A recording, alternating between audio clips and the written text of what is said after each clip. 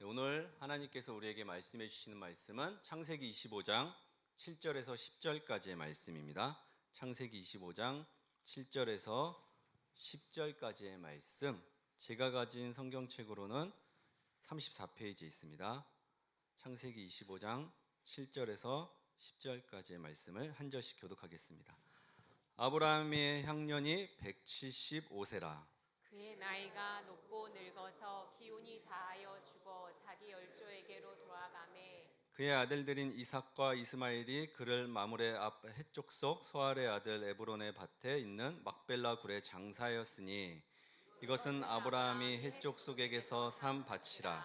아브라함과 그의 아내 사라가 거기 장사되니라. 아멘. 이 말씀을 하나님의 말씀으로 받겠습니다. 아멘. 네, 다 같이 자리에 앉으시겠습니다. 네, 서로 인사하겠습니다. 부활주의를 맞아서 당신은 소중한 사람입니다. 당신은 소중한 사람입니다. 당신을 위해서 부활주일이 있습니다. 네. 오늘은 개신교 교회력 중에서 가장 오래되고 가장 중요한 절기로 부활절, 오늘은 부활주일입니다. 저희 교회는 이곳에서 처음 신앙생활 하시는 분들도 계셔서 잠깐 간단하게 설명을 좀 드리자면 세상의 모든 존재하는 피조물 중에 인간은 나름 하나님의 형상으로 이렇게 만들어져서 세상을 다스리고 정복할 능력을 가지고 살아갑니다. 그래서 인간의 힘으로 불가능해 보이는 꽤 많은 영역들을 이렇게 발전시켜 왔어요. 돈만 있으면 여러분 우주도 갈 수 있는 거 아시나요? 그리고 한 나라를 송두리째 날려버릴 수 있는 핵무기도 개발되어 있습니다. 그러나 단 두 가지, 인간이 절대로 극복할 수 없는, 만약에 그것을 극복한다면 정말 상상도 할 수 없을 만큼 종교도 사라지고 정말 끔찍할 것 같은데, 그 두 가지 영역은 바로 죄와 죽음의 문제인데, 자신이 가지고 있는 죄성을 아시다시피 약을 먹는다고 해서, 어디 가서 수술을 받는다고 해서, 어디 가서 용하다는 분들에게 찾아간다고 해서, 또 어떤 대단한 심리치료와 종교적 열심을 가지고 자신이 성자가 될 수 없다는 것을 인생 조금만 살아보신 분들은 다 아시리라 생각합니다. 또 하나, 죽음의 문제인데, 죽음의 문제를 극복할 수 있는 사람은 아무도 없죠. 그건 더 말할 필요도 없습니다. 죽음을 피해갈 수 있는 사람은 여기에 아무도 안 계십니다. 그래서 인간이 해결할 수 없는 이 딱 두 가지 문제를 가지고 예수 그리스도께서 이 땅 가운데 오셨습니다. 말씀을 준비하면서 생각해 보니까 이미 우리는 이 두 가지를 받은 존재들이라더라고요. 죄사함을 받았고 부활의 확신, 구원의 확신을 살아가고 있어요. 내 죄를 사해 주셨다는 확신이 있고 영생을 얻었다는 믿음이 있으면 이미 우리는 끝난 거예요. 예수님께서 우리의 죄와 허물을 통해 십자가에 달려 죽으셨어요. 이 죽음의 문제, 그리고 그렇게 죽음이 끝이 아니라 사흘 만에 다시 부활하셨습니다. 부활이 없다면 기독교의 복음은 죽음으로 끝나는 비극에 불과합니다. 부활을 통해 비로소 인류의 구원에 대한 소망이 이제 완성되었습니다. 이 두 가지의 믿음이 없으면 신앙생활 하는 것도, 이 자리에 앉아 있는 것도 아무 의미가 없습니다. 한번 질문해 볼게요. 여러분들은 죽음이 단순히 필름이 끊겨서 그냥 잠자는, 영원히 그냥 잠자는 그런 무의 세계였으면 좋겠습니까? 아니면 죽음 뒤에도 어떤 세상이 존재해서 먼저 돌아가신 가족들도 만나고 그랬으면 좋겠습니까? 아니면 그냥 지긋지긋한데 이제 그냥 다 사라져버리고 그냥 많은 거였으면 좋겠습니까? 그 대답은 믿는 자와 믿지 않는 자들이 이제 확연히 달라질 거라고 생각해요. 저도 사실 믿음이 없을 때는 그냥 죽으면 죽음에 대해서 진지하게 고민하고 생각해 봤죠. 죽으면 그냥 자는 거라고 생각했어요. 그냥 필름이 끊기고 자는지 세상 모르고 이렇게 자잖아요. 아침이 오기 전까지 내가 어떻게 잠들고 무슨 꿈을 꾼지 잘 모르잖아요. 그냥 그렇게 소멸해버리고 사라져버리는 거라고 생각했습니다. 그랬더니 어느샌가 제가 끔찍한 생각도 하더라고요. 삶이 힘들면, 너무 무겁고 지치고 숨 쉬는 공기조차 무겁고 버겁게 느껴지면 그냥 죽는 건 아무것도 아니겠다 싶더라고요. 그런 분들 계시면 저에게 신고해주고 저에게 데려와 주세요. 24시간 365일 최저임금으로 일하고 있습니다. 아직 모르겠다, 나는 거기까지 믿어지지가 않는다 하시는 분들 괜찮아요. 저도 믿고 예수님을 알고 교회 다닌 게 아니거든요. 교회 다니면서 믿음이 자란 거기 때문에 주변에서 도와줄 거고 저도 도와드릴 거고 성령께서 일하실 것입니다. 이 시간 죄송하지만 잠깐 가슴에 손을 얹고 화면에 나와 있는 글씨 한번 읽어주시면 감사하겠습니다.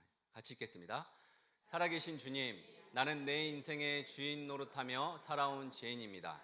나의 고집과 우상을 주님 발 앞에 내려놓습니다. 나의 죄를 위해 십자가에 죽으시고 사망 권세를 깨뜨려 부활하신 예수님을 믿습니다. 이제 내 마음의 문을 엽니다. 내 안에 오셔서 영광 생명의 주인이 되어 주시옵소서. 나를 구원하신 예수 그리스도 이름으로 기도드립니다. 아멘. 아멘. 사랑하는 성도 여러분, 부활은 단지 우리가 이 땅에서 호흡을 다한 뒤 이제 죽어서 사후 세계에서나 경험하는 막연한 미래의 사건이 아닙니다. 부활은 지금 내가 두 발을 딛고 있는 이 땅에서도 충분히 경험하고 누릴 수 있습니다. 이 황폐한 땅에서도, 팍팍한 현실 속에서도, 절망하고 무너져가는 삶 속에서도 부활의 기쁜 소식을 이 땅 가운데서도 마음껏 경험하고 누릴 수 있습니다. 현재 진행형이라는 말이에요. 우리의 삶과 세상 곳곳을 둘러보세요. 인간의 힘으로 적당히 타협하거나 덮고 가거나 치료하거나 고쳐 쓸 수 있는 영역이 없어요. 철저히 죽어지고 다시 태어나야지만 되는 영역들이 상당히 많이 있습니다.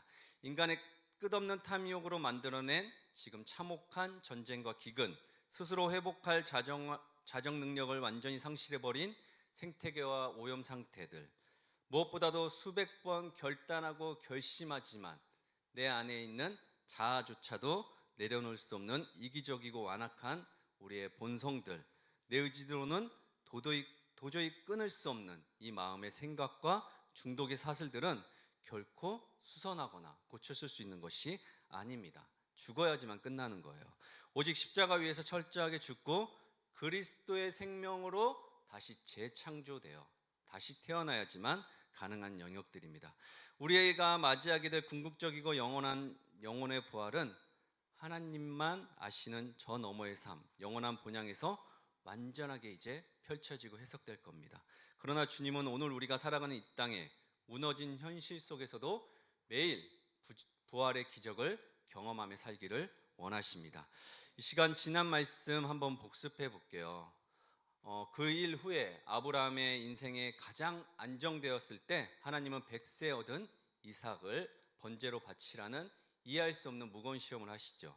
이는 아브라함을 무너뜨리려는 유혹이 아니라 믿음의 불순물들을 다 제거하고 그를 믿음의 조상으로 온전히 이렇게 형상을 세워놓기 위한 하나님의 거룩한 연단이었습니다.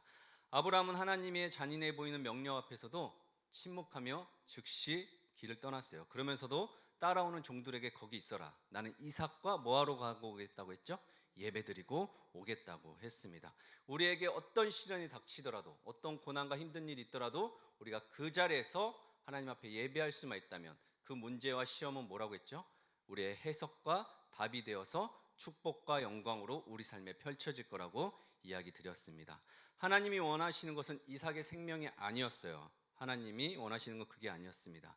아브라함 마음속에 깊이 자리 잡은 자기 생각, 우상을 베어내는 것이었어요. 아브라함이 칼을 드는 순간 이미 이삭은 죽었습니다. 그 빈자리에 하나님이 온전한 주권자, 왕으로 자리 잡으셨어요. 우리가 움켜쥐고 있던 나만의 이삭을 내려놓으면 하나님께서 비로소 그 삶을 책임져 주시고 일하십니다. 이삭 대신 준비된 순양은 장차 골고다 언덕에서 가시면류관을 쓰고 우리 죄를 위해 대신할 예수 그리스도의 예표라고 말씀을 드렸어요. 아브라함은 이삭이 죽어도 다시 살리실 거라는 그 부활의 확신이 있었어요. 내가 칼만 들면 하나님이 멈추시겠지가 아니에요. 죽음 후에도 이삭을 구원해 내실 거라는 그 부활의 확신이 있었습니다. 우리는 모리아산의 순양처럼 우리를 대신해 가시수풀의 십자가에 걸리신 주님의 사랑을 기억하고 사셔야 합니다. 그래야지만 우리가 살 수가 있습니다. 이제 오늘 드디어 아브라함의 이야기가 명절에 시작해서 명절의 12장부터 시작해서 사순절 지나 부활절 오늘 마무리가 됩니다. 정말 계획에도 없던 이제 개척을 하고 나서 창세기 1장부터 시작해서 아브라함 이야기를 이제 8주간 이렇게 보았는데, 듣는 여러분들은 어떠실지 모르겠지만 한 주 내내 준비한 저에게는 굉장히 큰 은혜의 시간이었어요. 정말 꿀송이처럼 달고 어떻게 이렇게 하나님께서 말씀하시고 전하라고 하시나. 정말 금요일까지 온 걸 쓰면 다음 날은 보고 싶지 않은, 보고 나면 계속 고치고 수정하니까 오늘 새벽에 또 고쳐가지고 정신이 없습니다. 기회가 되면 정말 아브라함에 관해서 능력만 된다면 책을 한번 써보고 싶을 정도로 그렇더라고요. 그리고 오늘 25장을 끝으로 아브라함은 대단원의 죽음을 맞이합니다. 생명이 만개하는 이 영광스러운 부활의 아침에 역설적으로 아브라함은 죽습니다, 여러분. 부활의 아침에 죽음을 이야기하는 것이 조금 무겁게 느껴질 수도 있지만, 그러나 기독교 신앙의 참된 진리는 이 죽음이라는 것을 통과하고 알아야지만 우리가 결코 이 안에 들어올 수 있습니다. 아브라함의 마지막 호흡과 그가 묻힌 무덤의 의미를 통해 부활을 살아가는 오늘 우리의 현주소를 같이 조명해 보면 좋겠습니다. 오늘 본문 7절, 8절 함께 읽겠습니다. 시작. 아브라함의 향년이 175세라. 그의 나이가 높고 늙어서 기운이 다하여 죽어 자기 열조에게로 돌아가매. 아멘. 아브라함의 나이 향년 175세, 나이가 높고 늙고 기운이 다해서 결국 죽어서 자기 열조에게로 돌아갔다고 이렇게 나오는데, 어떻게 읽히세요? 이 짧고도 담담한 두 구절 안에는 우리 인생의 유한함이 다 담겨 있어요. 그리고 삶과 죽음을 간통하는 깊은 본질이 이곳에 담겨 있습니다. 창조주 하나님께서는 우리 각 사람에게 허락한 연수가 있어요. 생명이 있는데 향년을 이미 다 정해 놓으셨어요. 우리가 어머니 태를 빌려서 이 땅에 올 때는 뭐 순서가 있을지 모르겠지만, 이 자리에 모인 우리들은 가는 순서 정해져 있지 않죠. 누가 먼저 갈 것 같으세요? 네, 다 몰라요. 언제 어떻게 갈지. 이 세상을 떠나는 마지막 날의 방법과 순서는 감히 누구도 알 수가 없습니다. 그것은 철저히 하나님만 아시는, 하나님의 주권 아래 감춰져 있는 비밀이자 신비입니다. 그러나 마침내 돌아가야 할 영원한 곳이 있다는 것, 우리를 얼마나 안정되게 하는지 모릅니다. 우리들 인생이 언제 끝날 수 없다는 것이 여러분 축복일까요? 저주일까요? 저주예요? 저는 축복일 것 같아요. 사람이 자기 연수를 알고 자기가 가는 날이 언제인 줄 알면 이 세상이 어떻게 될 것 같으세요? 저는 무버천지가 될 것 같아요, 여러분. 히브리서 9장 27절에 한 번 죽는 것은 사람에게 정해진 것이요 그 후에는 심판이 있다고 이야기하고 계세요.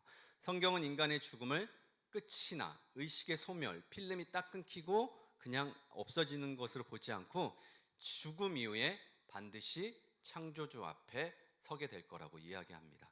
그 심판에 따라 마태복음 25장 46절에는 그들은 영벌에, 의인들은 영생에 들어간대요. 그러니까 영원히 죽지 않는 형벌에 처하기도 하고 영원히 생명을 누리는 곳에 들어가기도 한답니다, 여러분. 두 곳뿐이에요. 중간 지대나 자기가 믿는 종교에 적용되거나 안 믿는다고 그냥 자는 게 아니라는 거예요. 제가 가끔 센 분들에게 복음을 전하면 저에게 그래요.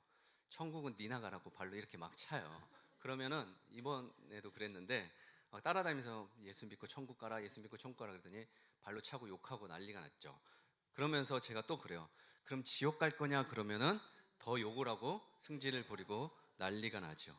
인간의 영혼은 천국이나 지옥뿐이에요. 내가 믿는 종교에 적용되고 아무것도 안 믿는다고 그냥 자는 것도 아닙니다. 그래서 우리에겐 반드시 복음이 필요합니다. 여기에는 또 우리 삶의 유한함을 말해주는 매우 중요한 신학적 포인트들이 있는데, 나이가 높다는 것은 삶의 날이 채워졌다는 뜻으로 단순히 오래 살았다는 뜻만을 이야기하는 것은 아니에요. 하나님께서 정해주신 그 사명을 따라 그 삶을 잘 채우고 갔다는 의미입니다. 우리에게 맡겨진 소명이 무엇인지 잘 발견하고 그 소명을 따라 사명을 완수해야 합니다. 우리에게 공통적으로 주신 소명이 있어요. 그건 뭘까요? 하나님께서 잃어버린 양을 찾아 다시 하나님의 우리 안으로 그들을 돌아가게 하는 겁니다. 이곳이 구원의 방주이고 내가 물속에 빠진 채인지도 모른 채 살아가는 물속에 빠진 영혼들을 구원해내는 것이 우리의 모든 공통된 사명이 아닌가 싶어요. 여기서 기운이 다하여 이렇게 번역된 히브리어는 가바인데, 이 단어는 이 땅의 삶에 미련을 두고 억지로 호흡을 연장하려고 발버둥 치는 것이 아니라 촛불이 꺼지듯이 서서히 이렇게 꺼지듯이 마치 창조주께 자신의 영혼을 기꺼이 돌려드리는 순종의 모습이에요. 내 삶 내게 아니지. 내가 아무리 살려고 발버둥 쳐도 내 것이 아닌데 하나님께 맡겨드리며 하나님이 허락하신 사명과 기간을 다 채우고 평안히 눈을 감는 것을 이야기합니다. 사랑하는 여러분, 죽음의 문턱에서 여러분들이 시한부 선고를 받고 죽음의 날이 다가왔을 때 어떻게 하면 제일 편안하게 눈을 감을 것 같으십니까? 저는 임종하는 분들을 많이 배웠어요. 억울하고 끔찍한 죽음일 수도 있죠. 눈도 제대로 감지 못하고 그런 죽음들도 있어요. 우리는 잘 살기를 위해서도 기도해야 하지만 무엇보다도 중요한 것은 잘 죽기 위해서도 기도를 해야 합니다. 주님, 내가 사는 동안 나에게 맡겨주신 사명 잘 감당하고 이 땅에서 영원히 살 것 아닌데 내가 바라보는 본향, 그곳이 나의 궁극적인 마지막 돌아갈 곳인데 하나님, 그 사명 잘 하다가 주님 품에 안기게 하여 주옵소서, 이렇게 기도하셔야 합니다. 세상에서 가장 안정되고 평안한 죽음은 바로 예수님을 영접하고 예수님을 맞이하고 그 안에서 찾아오는 영혼 구원의 확신에서 오는 죽음입니다. 그 죽음은 결코 두렵지 않죠. 잠깐 고통스러울 뿐이지만 잠깐 눈을 감고 나면 내가 어디에 있어요? 하나님이 그토록 원하시는, 나를 두 팔 벌려 맞이하고 계신 그곳에 있기 때문입니다. 현대 사회는 죽음을 철저히 은폐하고 어떻게든 피해야 할 공포적인 요소로 취급해요. 그러나 아브라함은 175년의 세월 동안 실패와 기다림, 그리고 모리아산의 뼈를 꺾는 아픔과 그런 시간들, 시험을 통과하면서 자신의 생명이 누구에게 있음을 알았어요? 하나님께 속해 있음을 알았습니다. 그렇게 마지막 순간 생명에 대한 미련 지착 없이 자신의 모든 호흡도, 자신의 자녀도 다 하나님께 돌려드릴 수 있었어요. 이는 십자가 위에서 아버지, 내 영혼을 아버지께 부탁드립니다. 마지막 숨을 거두시며, 그게 가바예요. 예수님의 완전한 의탁과 깊이 맞닿아 있는 고백입니다. 8절에 보시면 문자적으로 고대 근동에서 열조에게 돌아간다는 말은 가족의 묘실에 함께 묻혔다는 뜻이 있어요. 그러나 아브라함에게 이 말씀을 적용한다면 엄청난 모순이 발생해요. 왜냐하면 아브라함은 육신의 조상 아버지 데라와 또 형제 나홀 등이 죽은 갈대와 하란의 아버지와 형제는 갈대 하란에 묻혀 있는데, 지금 반면 아브라함이 묻힌 곳은 막벨라 굴이에요. 그의 조상이 단 한 명도 없고 그 굴에는 누구만 묻혀 있냐면 지금 사라가 묻혀 있고 자신만 묻혀 있어요. 그러니까 자기 조상이 묻혀 있는 곳이 아니라고요. 그렇다면 아브라함이 돌아간 열조의 조상은 갈대아 우르에 있는 우리 조상이 섬긴 우상 숭배하다가 죽은 그곳이 아니라 주석가들은 육신의 무덤을 넘어서 영혼의 초소에 가 있구나. 그러니까 아브라함은 지금 에녹과 노아 같은 그런 하나님과 동행했던 그 의인들과 함께 영혼의 장막에 지금 같이 있다는 것을 이야기하고 있습니다. 글로 돌아갔다는 거예요. 우리도 언젠가 죽음을 맞이하면 우리의 가족들이, 우리 형제자매들이, 남은 우리 직계 가족들이 우리의 육신을 이제 한 줌 흙으로 해서 우리의 가족들이, 열조들이 묻혀 있는 곳으로 함께 보관을 하든지 아니면 바다에 뿌려지든지 산에 이렇게 묻혀지든지 어딘가로 이렇게 모셔질 수도 있습니다. 그러나 기억하십시오. 여러분들의 영혼은 어디가 있어요? 아브라함이 있는 그곳에, 믿음의 조상 아브라함과 함께 우리가 있을 것입니다. 아멘. 우리가 지금 아브라함의 장례식장에 간다고 한번 상상해 보세요. 그 한교회 성도님들과 함께 아브라함의 조문을 갑니다. 그의 영정 앞에서 지난 시간, 하란을 떠나 100년 동안 너가 어떻게 그렇게 쎄빠지게 고생하고 살았는지 다 안다고, 드디어 이제 모든 수고 고생 많치고 하나님 품에 안겼구나, 고생했다, 수고했다, 잘했다 그러지 않을까요? 인간은 누구나 실존적 고독을 안고 살아가요. 반드시 죽음을 맞이하고 돌아가야 할 곳, 그곳이 준비되어 있어야 합니다. 아니, 준비되어 있음을 믿음으로 우리가 확신해야 합니다. 한 번만 큰 소리로 아멘 해주시겠습니까? 여기 계신 분들은 훗날 죽음 이후에 영광스러운 주님의 부활과 함께할 것을 믿으십니까? 아멘. 네, 아멘. 마지막 우리 9절 10절 함께 읽겠습니다. 시작. 그의 아들들인 이삭과 이스마엘이 그를 마므레 앞 해쪽 속 소알의 아들 에브론의 밭에 있는 막벨라 굴에 장사하였으니 이것은 아브라함이 해쪽 속에서 산 밭이라. 아브라함과 그의 아내 사라가 거기 장사되니라. 아멘. 여기 이스마엘과 지금 이삭이 같이 등장해요. 성경을 잘 보세요. 이스마엘은 이삭보다 14살 많은 이복 형제입니다. 어린 시절 이삭이 젖을 이렇게 뗄 때까지 두 사람은 한 장막에서 살았거든요. 근데 이삭이 젖을 떼던 잔칫날 이스마엘이 이삭을 갈고요. 막 뭐라고 하고 막 괴롭히고 조롱을 합니다. 그것을 누가 봐요? 사라가 목격해요. 그리고 사라가 이제 자기 남편 아브라함에 가서 막 이제 닥달을 하죠. 쟤네 좀 어떻게 좀 해보라고. 그래서 어쩔 수 없이 이제 하갈과 이제 이스마엘이 광야로 쫓겨나게 됩니다. 그 사건 이후 아브라함이 죽기까지 약 70년 이상 두 형제가 대면했다는 이야기는 성경에 아무 데도 없어요. 즉 장례식장에서의 만남은 수십 년 만의 재회이자 마지막으로 만나는 자리예요. 이스마엘은 아브라함의 첫 아들이었지만 약속의 자녀인 이삭이 태어나면서 쫓겨난 자가 되어서 그는 광야에서 활을 쏘며 거칠게 자랐고 어머니 하갈이 얻어준 애굽 이방 여인과 살면서 그냥 이방 사람으로 살아가요. 그러나 아브라함은 이스마엘을 떠나보낼 때 어떻게 했어요? 똑같은 자식인데 애처롭고 안타까웠죠. 매우 고통스러워했어요. 성경은 아브라함이 이스마엘을 위하여 하나님께 이스마엘이 하나님과 함께 살기를 원합니다. 이렇게 기도해요. 그럼에도 이스마엘을 내 자식이니 하나님의 복을 같이 누리며 살게 해달라는 간절한 기도에도 계속 마음에 담아둘 수밖에 없었어요. 비록 몸은 떨어져 있지만 아브라함은 이스마엘을 잊지 않고 이스마엘 역시 아버지의 소식을 듣자마자 그래도 자식이니까 하고 한 걸음에 지금 달려온 거예요. 아브라함이 175세로 숨을 거뒀을 때 이스마엘은 어디선가 소식을 듣고 이제 헤브론에 와서 다시 이삭을 만납니다. 나란히 서서 아버지의 시신을 메고 지금 막벨라 굴에 들어가고 있어요. 이삭과 이스마엘이 둘 사이가 어떻겠어요? 그러나 장례를 통해서 화해가 이루어진 것이에요. 제가 고민을 많이 하다가 우리 성도님들에게 거리낌 없이 뒤에서 딴짓하지 않고 있는 그대로 다 말씀을 드리고 살아야 되겠다라고 다짐한 게 있어서 망설이다가 좀 부담이 되던 이야기를 해보겠습니다. 여러분들은 여러분들의 인생을 돌아보게 하거나 여러분들의 인생에서 잠깐 멈추어서서 나의 삶은 뭐지? 나는 왜 태어났지? 나는 어디로 가는 거지? 이렇게 질문하고 대답을 듣고 살아가신 때가 언제 있으십니까? 저는 어떤 대단한 설교보다 어떤 명강사의 대단한 집회보다 엄청난 성령 집회와 치유보다 저를 제 삶을 돌아보게 하는 숙연한 일이 있는데 그건 장례예요.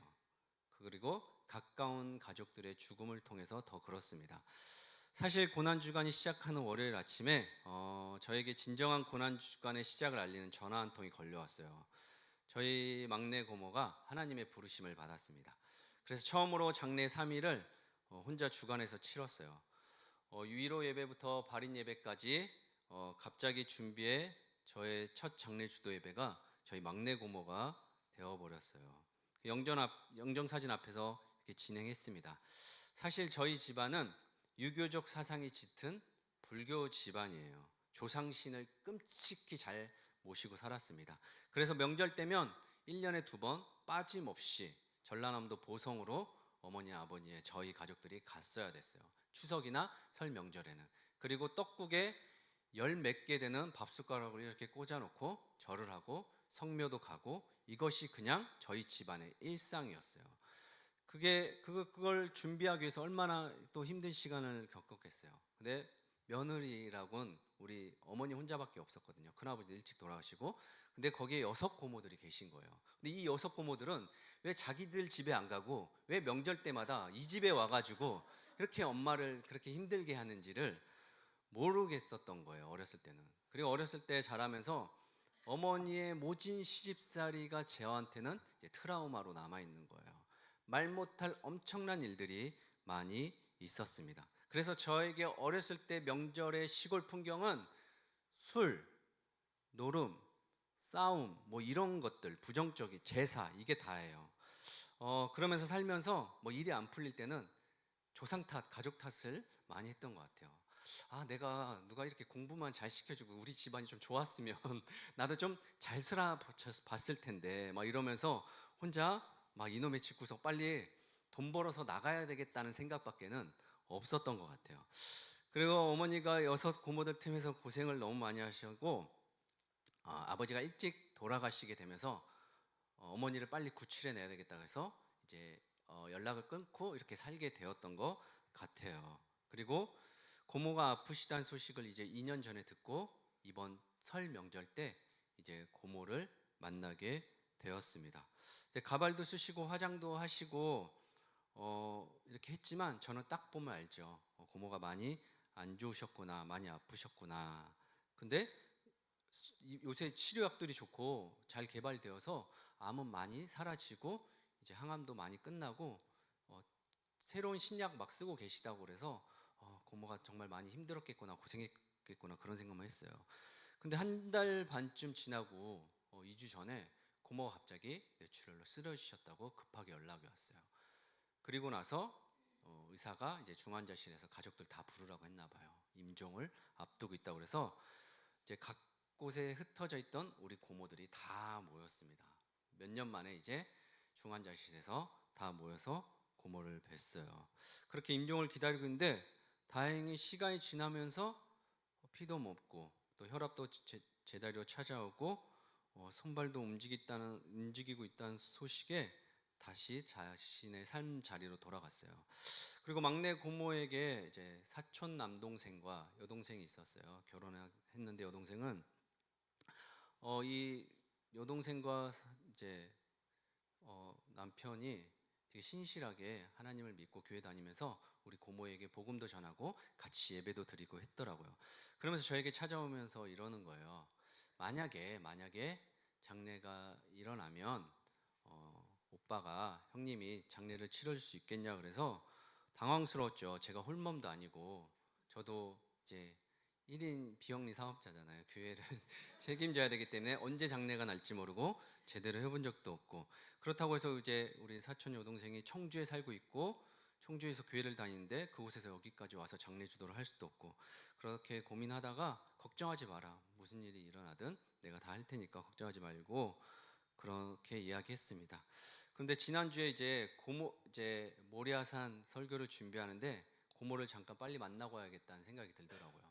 그래서 지난주 토요일 날 혼자 중환자실에 계신 고모를 뵙고 왔는데 이제 고모 손을 이렇게 잡는데 제 손보다 따뜻한 거예요. 손이 좀 부어 있기는 했는데 그래서 손을 한번 꽉 쥐어봤어요. 그랬더니 고모가 저를 꽉 잡는 느낌이 나더라고요. 그래서 고모 귀에다 나름 큰 소리로 얘기해 주세요. 고모, 나는 준비되었고 괜찮아. 고모 이제 편히 쉬어도 돼. 그러니까 고모 애쓰지 않아도 돼. 귀찮이 봄이 걱정하지 말고 고모 하고 싶은 대로 해. 먼저 가서 아버지 만나고 할머니 만나도 괜찮아. 그러고 그 자리에서 계속 기도했어요. 가족들은 어떨지 모르겠지만 그냥 마음으로 그랬던 것 같아요. 주변에서 아픈 분들 보시면 예수님 믿고 구원의 확신이 있으면 다시 깨어나서 항암 치료하고 모진 인생 힘들고 어렵게 아프게 그 삶을 영위해 나가는 것보다 우리 고모 너무 고생했으니까 그런 마음이 들더라고요. 그래서 그냥 편히 쉬셨으면 좋겠다는 생각을 했던 것 같아요. 그리고 수풀에 걸린 사랑 이야기 주일에 끝나고 월요일 아침에 이제 쇼츠를 편집하고 올리려고 하는데 이제 전화기에 막내 고모 뜨는데 받기 전에 딱 느낌이 오더라고요. 그렇게 월화수 3일간 장례를 마치고 돌아왔습니다. 우리 운영팀들에게 말씀을 못 드렸던 건 고난주간이기도 하고 그냥 하나님께서 혼자 이 시간을 잘 해보라고 하는 것 같아서 말씀을 못 드렸습니다. 그리고 약간의 소란이 있기는 했지만 그래도 무사히 장례를 잘 마쳤어요. 예배 드릴 때 일부러 막 곡소리 내고 중연불하고 욕하고 소리치고 난리치는 고모도 계셨지만 그래도 예배 자리는 다 앉아 계셔서 예배 잘 드렸어요. 제 편에서 이 일은 제 일이고요. 남의 일이 아니잖아요. 우리 고모가 나를 만나려고 기다렸구나. 그리고 나에게 장례를 맡기고 싶었구나 그런 생각이 들었습니다. 이스마엘은 자신이 아버지의 유산을 이어받지 못할 것을 알고 있었음에도 불구하고 아버지를 향한 마지막 도리와 존경을 지금 표하기 위해 나타난 거예요. 이삭 역시 형을 배척하지 않고 아버지의 마지막 길을 함께 관을 들고 운반을 했어요. 분열된 가족이 죽음이라는 절대적인 실존 앞에서 지금 하나가 된 것처럼 막내 고모의 죽음이 흩어져 있던 우리 가족들을 다시 하나로 모으게 했고 또 그 자녀들은 정기적인 모임도 한 번씩 갖자고 이런 이야기까지 나왔어요. 사실 저라고 뭐 잘한 게 있겠어요. 사춘기가 지나고 고등학교 되고 힘이 세지면서 엄청 거칠게 반항을 했죠. 우리 집안은 엄청 무시했고 고모들도 엄청 많이 했습니다. 적대감을 갖고 이렇게 살았어요. 목사가 뭐 되었다고 뭐 그분들을 찾아가서 뭐 위로해드리고 같이 예배드리고 손잡아드리고 그러지 못했어요. 구원의 대상으로 보기는커녕 그냥 마주치지 않고 싶은 사람들이라고 생각했나 봐요. 이번 장례를 치르면서 저에게도 또다시 이런 그런 핍박이 오는 거예요.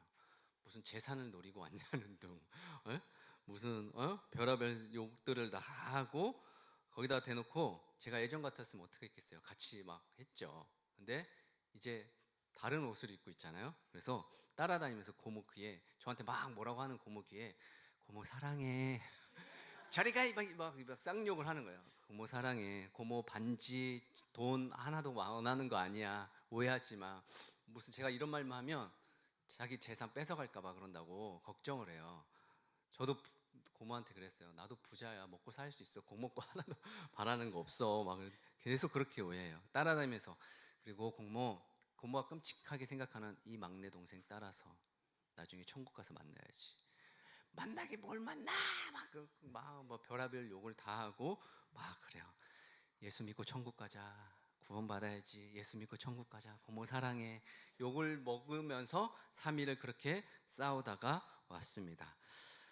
사랑하는 여러분, 막내 고모가 저에게 가족들에게 할 일이라고 시간을 만들어준 것 같더라고요.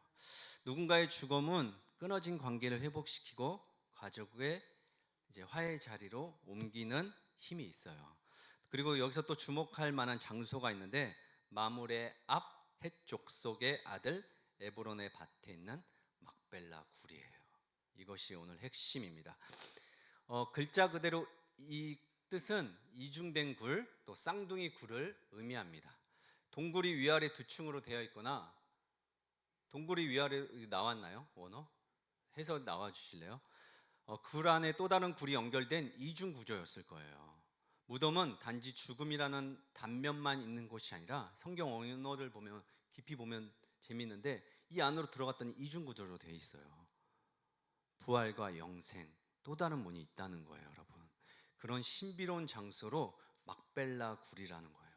여기서 우리 아주 신학적인 아이러니를 발견해요. 하나님은 아브라함에게 무엇을 약속했었어요? 가나안 땅을 다 주시겠다고 약속하셨어요. 그러나 지금 정작 아브라함이 죽기까지 175년을 살면서 자신의 이름으로 부동산 등기한 곳은 대단한 건물도 대단한 소유도 땅이 아니라 고작 막벨라 굴 하나예요, 여러분. 유일한 곳이에요. 그 사례가 죽을 때 400세겔 주고 산 막벨라 굴 하나뿐에 없어요. 아브라함이 받은 건. 한번 상상해 보세요. 가나안 땅의 뜨거운 태양, 헤브론 근처 막벨라 지역. 아브라함은 이제 137세에 세월의 무게가 다 짓누르는 나이에 아름다운 그 평생의 반려자, 사랑하는 사라를 이제 10년 먼저 이제 127세에 이제 주님의 품에 안겨드려요. 아브라함보다 38년 먼저 그렇게 떠난 그녀의 빈자리가 아브라함에게 어떻게 다가왔겠습니까? 아브라함은 울부짖으며 하나님을 바라보고 기도해요. 주님, 당신이 약속하신 이 땅에서 제 아내를 어디다 묻어야 되겠습니까? 나그네인 제가 저 지금 약속한 거 아무것도 없는데, 받은 게 없는데, 도대체 가나안 땅은 언제 차지하고 내 아내는 어디다 묻어야 됩니까? 그러나 그는 히뎃 사람 에브론 앞에 엎드려 그 자리에서 애원을 해요. 제발 막벨라 굴을 주십시오. 값은 제가 다 치를게요. 은 400세겔 한 푼도 빠짐없이 다 갚을 테니까, 그렇게 이야기하고 생명이 끝나는 그 어두운 동굴에는 아브라함에게 특별한 장소가 되었어요. 인간적으로 보면 완전 실패한 인생 같아요. 평생 약속만 쫓아다니고 살더니 결국 손에 쥔 건 무덤 하나밖에 없어요. 세상 사람들이 뭐라고 하겠어요? 너나 예수 믿어라. 조롱할 수 있죠. 그러나 주석적으로 이 막벨라 굴은 단순한 매장지가 아니에요. 그것은 하나님의 약속이 반드시 성취될 걸 믿는 가나안 한복판의 말뚝처럼 새겨져 있어요. 믿음의 말뚝이에요. 그래서 훗날 출애굽한 이스라엘 백성들이 가나안으로 돌아와야 했던 결정적인 이 명분이 이 막벨라 굴 때문이에요. 그리고 아브라함의 무덤은 끝을 의미하는 묘비가 아니라 장차 이루어질 하나님 나라를 예표하는 보증수표와 같이 막벨라 굴이에요.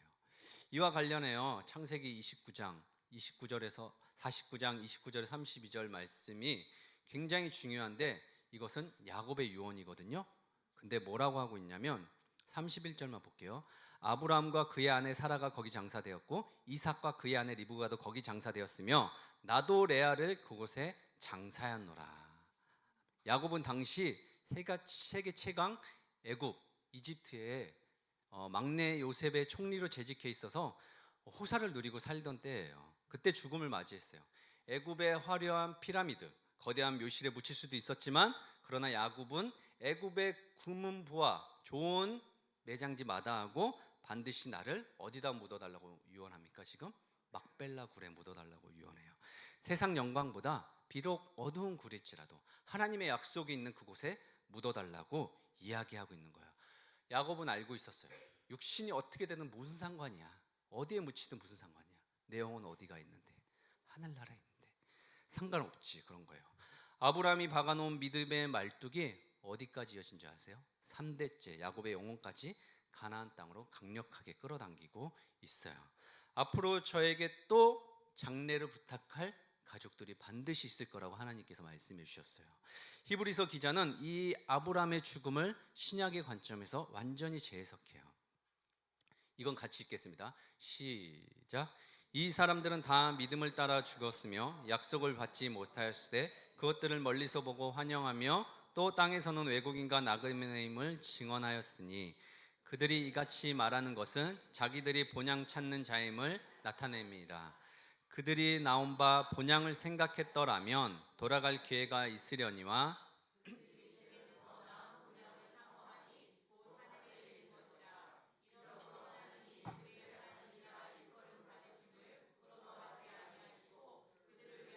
한 아멘, 아멘. 약속을 받지 못하였을 때 더 나은 본향을 사모해서 상관없었다. 이런 구절을 읽으면 너무 기가 막히지 않으세요? 여러분들 중에서 여기 신앙생활 오래 하신 분들 많으신데, 여러분들이 생각하는 성경에서 가장 위대한 인물은 누구세요? 여러분들이 존경하고 여러분들이 정말 이 사람은 정말 본받고 싶다, 나도 이 사람처럼 살고 싶다 하는 분 계세요? 저는 감히 비교할 대상은 아니지만 저도 한 인물이 있어요. 저희가 바울을 굉장히 좋아하거든요. 그래서 비교할 대상은 아니지만, 그래서 저는 예수님 다음 바울 같아요. 저에게는 바울이 그런 존재예요. 근데 이번 아브라함을 보면서 아브라함 정말 사람 냄새 나는 사람이다. 정말 인간적이다. 그러나 정말 믿음에 있어서만큼은 넘사벽이다. 이런 마음이 계속 들었어요, 여러분. 근데 너무 대단한 거예요. 너무 인간적이면서 치근한데 믿음의 조상, 약속의 조상인데 뭐가 없어요, 받은 게. 지난주에 이스라엘 선교사님 방문하셨는데 이스라엘 유대인들의 머리를 따라갈 수가 없어서 전 세계 곳곳의 요직들은 다 유대인들이 많이 배치되어 있다는 거 여러분들도 잘 아시죠? 근데 이스라엘은 정말 잘 살아요. 우리보다도 잘 살아요. 잘 살아요. 근데 무기도 떨어지지도 않고 이스라엘은 훨씬 더 강하고 망하지 않을 거라는 거예요. 그러나 그들은 예수를 믿거나 메시아로 인정하거나 박해하고 그러는데도 그냥 그 나라는 여전히 강하고 잘 산다는 거예요. 그럼 왜 그러냐 도대체. 그러면 계속 그냥 하는 말은 그거밖에 없어요. 그냥 약속의 민족이라서, 언약 백성이라서, 이들이 뭘 잘나고 괜찮아서가 아니라, 뭘 그만큼 뭘 해서가 아니라 그냥 하나님의 선택받은 백성이라서 이스라엘은 그렇게 산다고 이야기해요. 언약 백성이라서 히브리 기자가 지금 뭐라고 하고 있어요? 믿음을 따라 그냥 죽었대요. 약속도 받지 못했대요. 그런데 멀리서 무엇을 보고 무엇을 보았길래 그들을 환영했대요. 무엇을 뜻하는 줄 아세요? 약속도 받지 못해서 믿음을 따라 살다 가서 그냥 행복했다는 거예요. 여기서 아브라함처럼 믿음 쓰고 사신 분 계세요? 아브라함만한 믿음 가지고 계신다고 말할 수 있는 분 계신가요?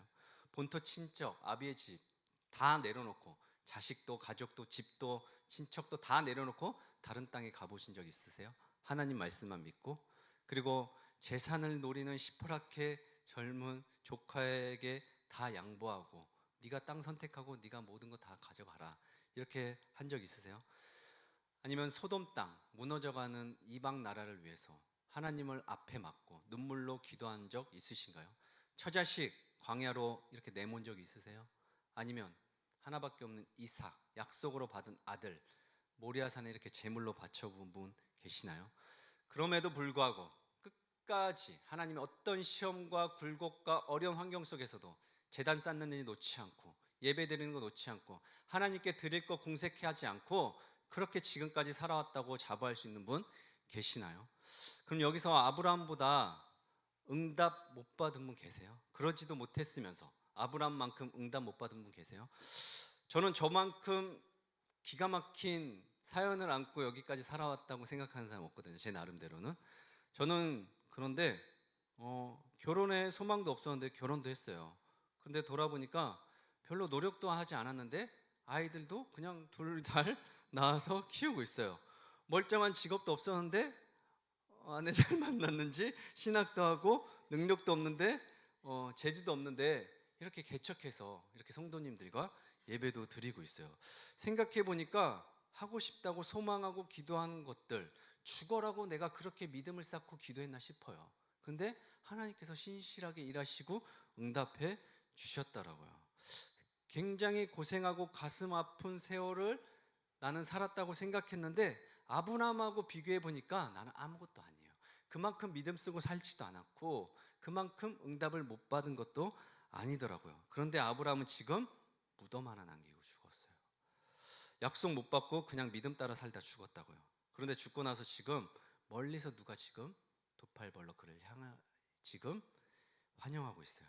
예수님께서 부활하신 아브라함을 두 팔 벌려 지금 맞이하고 계신 거예요.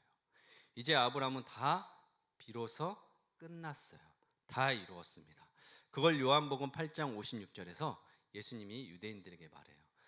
너희 조상 아브라함은 나의 때 볼 것을 즐거워하다가 보고 기뻐하였느니라. 그러면서 이야기하는데 이제 유대인들에게 얘기하니까 유대인들이 이제 시비를 걸죠. 그때 계시지도 않았으면서 당신 나이 몇이라고 지금 고작 해봐야 50도 안 돼 보이는데 당신이 무슨, 유대인들에게 아브라함은 신 같은 존재거든요. 무슨 아브라함을 들먹거리냐, 50도 안 된 사람이. 네가 아브라함을 보았다는 거냐 그랬더니 예수님께서 말씀하세요. 나는 아브라함 전부터 존재했다고 이야기하세요. 사랑하는 여러분, 이게 얼마나 위로가 되는 줄 아세요? 아브라함도 그렇게 살다 갔는데 어떤 의미로 다가온지 아시나요? 사는 동안 예수 믿고 나에게 아무 일도 일어나지 않았어도 믿기만 하고 살다가 이렇게 끝나도 나를 위해 두 팔 벌리고 나를 예비하고 기다리고 계신 우리 주님이 있다는 것에 얼마나 가슴이 벅찬 줄 아세요? 이게 어제 새벽 2시 반에 쓴 글이에요. 12시에 호수공 달리고 와가지고 다시 써서 쓴 거예요. 그래서 너무 감사가 들더라고요. 우리 고모도 예수님께서 두 팔 벌려 맞이하고 계셨구나. 이 땅에서 고생만 하고 이제 자식들 다 키워놓고 63 나이, 젊은 나이인데 좀 편하게 살아도 좋은데 조카가 목사라는데 얼굴도 안 보고 살고 예배도 같이 못 드리고 했는데 그래도 우리 주님 두 팔 벌려 우리 고모 맞이하고 환영해 주셨구나. 너무 감사해서 숨겨둔 비상금 다 틀어서 헌금했습니다. 이 땅에서 고진감래 다 못 보고 죽을지라도 이 땅에서 내 믿음 놓고 쌓은 기도 하나도 응답받지 못했을지라도 아브람만큼은 아닐 거예요. 맞으세요? 아브람만큼 못 받은 거 없으실 거예요. 아브람 굴 하나 받고 끝났어요. 그 인생 어떻게 믿음을 쌓고 왔는데. 사랑하는 여러분, 그러나 우리가 고진감래 다 못 보고 죽을지라도 이 땅에서 기도가 다 이루어지지 않을지라도 더 나은 본향이 우리를 기다리고 있습니다. 이곳과는 비교도 안 되는 그곳이 우리에게 열려 있습니다. 만약 우리의 삶이 이 땅에서 뿐이라면, 이 호흡만큼이라면 세상에서 우리만큼 불쌍한 사람들은 없을 것입니다. 그러나 예수 그리스도께서 십자가의 고난을 지나 죽음의 권세를 깨뜨리고 돌 무덤을 깨고 부활하심으로 아브라함이 멀리서 보았던 그 더 나은 본향이 우리에게 활짝 열려 있습니다. 사망은 이제 우리를 가두는 감옥이 아니라 영원한 본향으로 정말 끝이 있는 마지막 그곳에 우리가 갈 수 있는 문이 되었습니다. 이제 말씀을 맺겠습니다. 사랑하는 여러분, 부활은 2000년 전 이스라엘에서 일어난 그 땅에서 일어난 과거를 기념하는 그런 절기가 아니에요. 부활은 현재 진행형이에요. 우리가 살아가는 이 땅에서도 하루하루 죽을 것 같은 이 고통의 순간에서도 우리는 부활을 경험하고 외치고 살아야 됩니다. 그리고 부활의 소망 없이 이 땅에서 삶이 영원한 것처럼 살아가고 있는 그들에게 우리가 예수님 부활하셨어. 너 그냥 살다 갈 일이 아니야.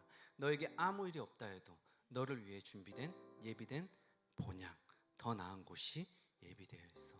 너가 상상도 할 수 없을 만큼 이 땅에서는 경험할 수 없는 정말 완전한 그곳, 사망과 애통함과 눈물과 곡하는 것과 다시 죽어지는 곳이 없는 그 나라가 너에게 예비되어 있어. 모르고 살아가는 사람들한테 이야기해 주셔야 돼요, 여러분. 사랑하는 여러분, 오늘 11조를 제외한 모든 헌금은 지난주에 말씀드린 대로 두 곳의 선교사님과 한 곳의 교회, 그리고 오늘 가는 시설에 똑같이 나누어 드릴 거예요. 그리고 그곳에는 얘기하지 않을 겁니다. 받는 분들도 부담스럽지 않고 주는 것도 마치 담임 목사가 이렇게 결정해서 주는 것처럼 얘기하지 않고 그냥 조용히 흘려보낼 거예요. 앞으로도 그 한 교회에서 물질을 흘려보낼 때는 그냥 아무 생색 내지 않고 그냥 흘려보냈으면 좋겠습니다. 그리고 우리의 도움이 필요한 곳이 있다면 가서 작은 일이라도 몸으로라도 섬기고 오려고 합니다. 사실 저희가 간다고 얼마나 큰 힘과 도움이 되겠어요. 그러나 저희끼리도 성도의 교제의 시간이고 그곳에도 부활의 흔적이 남는다고 믿습니다. 영적으로 보면 이는 막벨라굴을 샀던 아브라함의 믿음이자 생명을 나누는 거룩한 행위라고 생각해요. 앞으로 무너지고 소외된 곳, 아픔과 상처가 있는 곳에 땀 흘리고 고치고 세우는 일을 그 한 교회가 했으면 좋겠습니다. 그것이 예수 그리스도의 부활 생명이 지금 내 안에 가장 강력한 생명으로 움직이고 있다는 증거입니다. 죽음의 그늘이 드리워진 곳에 생명의 온기를 불어넣는 것, 그것이 바로 부활을 사는 나그네의 특권입니다. 아브라함은 죽었지만 그가 품었던 약속은 살아 숨쉬어 오늘 우리에게까지 무덤 너머로 부활의 확신이기에 이 땅에서 팍팍한 삶에도 두려워하지 마세요. 너무 괴로워하지 마시고 기꺼이 이웃을 위해서 여러분들의 생명을 흘려보내는 삶으로 살아가시기를 주님의 이름으로 축원합니다. 아멘. 이 시간 찬양하고 기도하고 나아가겠습니다.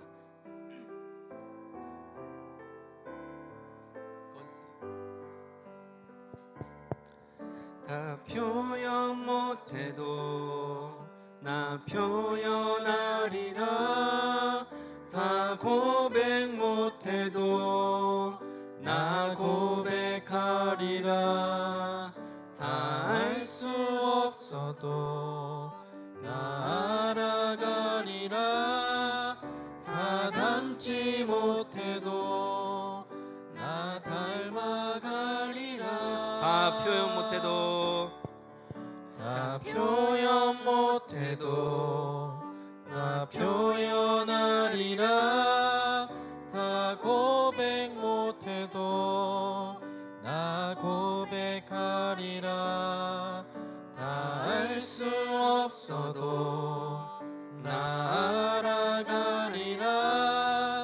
다 닮지 못해도 나 닮아가리라.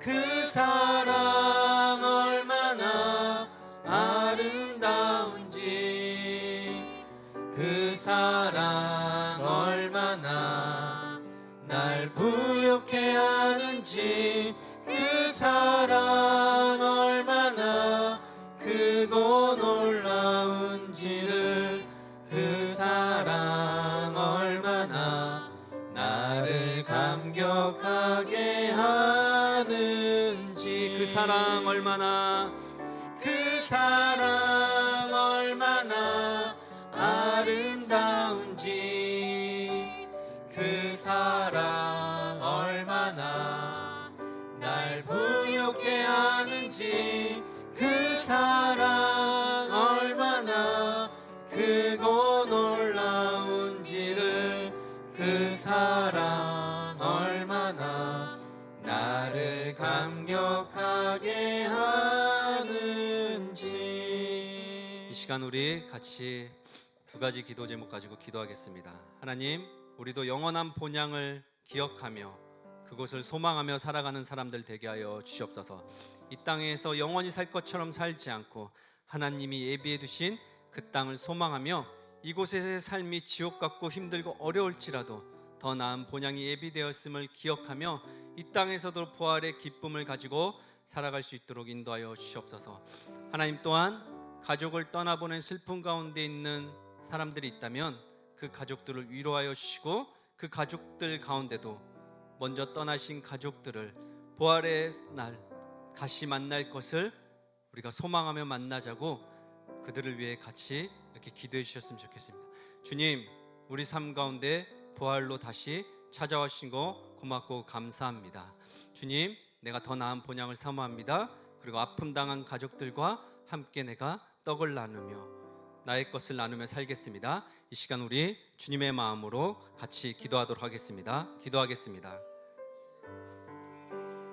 살아계신 아버지 하나님, 하나님께서 허락하신 더 나은 본향이 우리 삶에 예비되어 있음을 많은 사람들에게 전하며 살게 하여 주시옵시고, 소망이 없이 살지 않게 하시고 믿음이 없이 살지 않게 하여 주시옵시고, 이 땅의 사심이 전부인 것 마냥 살지 않도록 도와주시옵소서.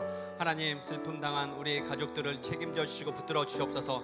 우리 보미와 기찬이, 우리 고모부, 또한 우리 형 동생, 하나님 그의 삶길 가운데 앞길 가운데 함께하여 주시옵소서. 하나님, 다시 만날 것을 기약하며 다시 만날 것을 소망하며 살아갈 수 있도록 서로를 위로하고 품고 걸어갈 수 있도록 도와주시옵소서. 우리가 아픈 자들을 나 몰라라 하지 않고 함께 손잡고 나아가는 그런 교회, 그런 공동체 되기를 원합니다. 힘들고 어려운 사람들과 함께 걸어갈 때 하나님께서 그것을 은혜로 바꾸시는 것들을 꼭 경험하고 살아갈 수 있도록 주님 함께하여 주시옵소서. 주님이 일하실 것을 믿습니다. 주님 어서 오시옵소서. 살아계신 하나님 아버지, 우리는 오늘도 한 치 앞도 알 수 없는 나그네 길 위에서 우리가 돌아갈 영원한 집이 있음을 다시 확인했습니다. 죽음이 끝이 아니라 하나님 앞에서 새로운 시작임을 믿사오니 우리에게 지옥의 심판을 명케 하신 예수 그리스도의 은혜를 날마다 찬양하며 살게 하여 주시옵소서. 특별히 간구하옵기는 우리 삶의 단절된 관계들 사이에 주님의 평강이 넘치기를 원합니다.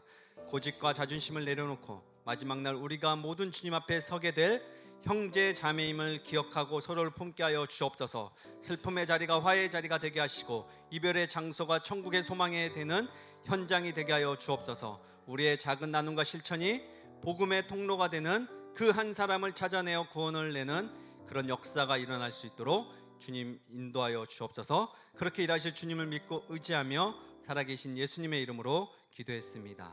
아멘. 우리 주기도문과 축도로 예배를 마치겠습니다. 하늘에 계신 우리 아버지, 아버지의 이름을 거룩하게 하시며 아버지의 나라가 오게 하시며 아버지의 뜻이 하늘에서와 같이 땅에서도 이루어지게 하소서. 오늘 우리에게 일용할 양식을 주시고 우리가 우리에게 잘못한 사람을 용서하여 준 것 같이 우리 죄를 용서하여 주시고 우리를 시험에 빠지지 않게 하시고 악에서 구하소서. 나라와 권능과 영광이 영원히 아버지의 것입니다. 아멘.